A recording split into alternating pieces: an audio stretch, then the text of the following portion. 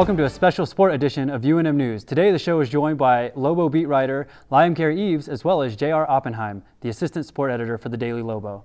We're going to be putting a bow on the men's and women's basketball season.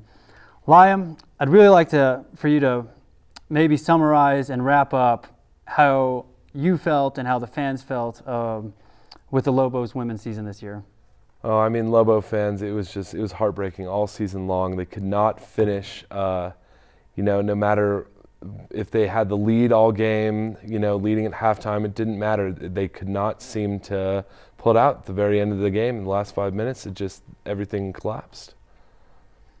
Thank you. JR, the men's season was seen as an up and down season, and maybe you can give us some insight on the way that unfolded and maybe just give us your thoughts and opinions on the way the men played this year. Well, in terms of being an up and down season, they did have 27 wins. They won at a pretty consistent rate. But yeah, some of the lows that they dealt with, are tough to deal with. Primarily not reaching the Sweet 16 at the NCAA tournament. For Lobo fans, that's obviously going to be a disappointment because they've never reached that second weekend for the NCAA tournament. So the 27 wins and the conference tournament championship are great. You can't discount those accomplishments, but until this team breaks through the hump and gets to the Sweet 16, I don't think Lobo fans are going to be satisfied. Would you say that the expectations for Craig Neal as a first-year head coach were set really high and that maybe the Sweet 16 was unattainable, even with the personnel and the players and the veteran leadership that the Lobos had?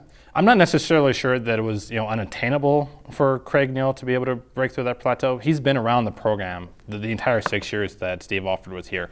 Craig Neal was a part of the recruiting process. He brought in a lot of these guys. It's going to be tough for not only a first-year head coach at a new program, but for a rookie head coach. That's a tough thing to try to get into, especially a program that has established itself in more of a national prominent level. It was tough for Craig Neal to have to deal with that, obviously, but just to say that it was maybe too soon, I'm not sure if that's necessarily the case because he's been around the program and so he was familiar with what was going on. Sure.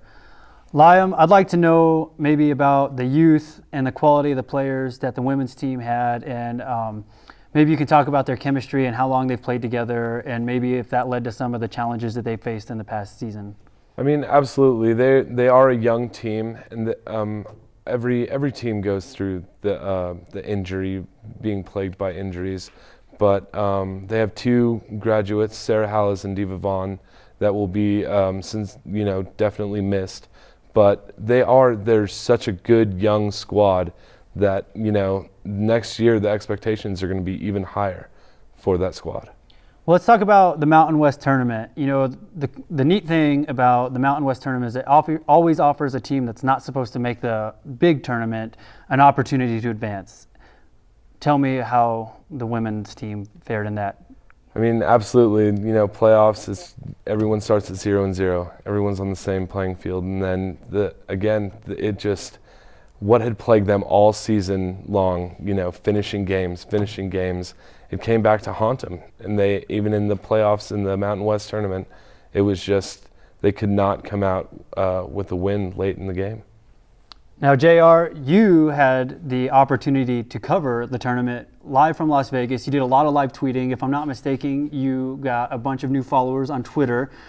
Take me through that experience. Walk us through how everything unfolded and how exciting it was to be there at the Thomas & Mack Center. Well, I think with the Thomas & Mack, Lobo fans have called that the Pit West.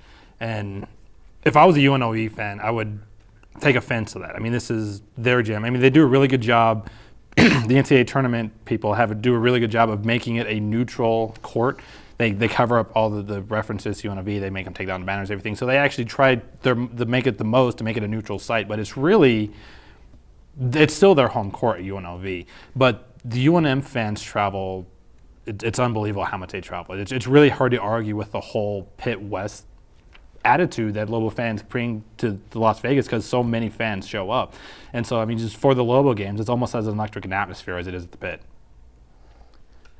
Liam, I'd like for you to maybe talk about the future of the women's program, where we're headed, if we have anybody coming in, who we're losing.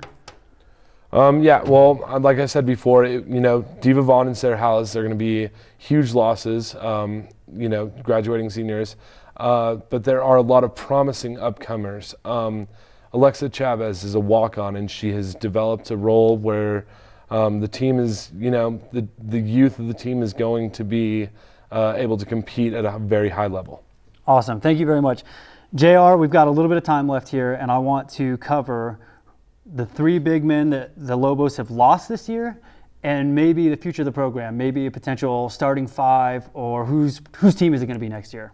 Well, I mean, roles are definitely going to have to change for this team. I mean, when you lose Alex Kirk, Cameron Barstow, and Kendall Williams, you're losing 66% of your scoring. That's 2/3 of the scoring output. So roles are going to change. But Hugh Greenwood will be back, and I think that he might be able to develop more playing off the ball and to try to become more of a scorer. Deshaun Delaney really kind of had a really good Mountain West Conference tournament, the first 2 games specifically. So I think that he will be a pretty more prominent role.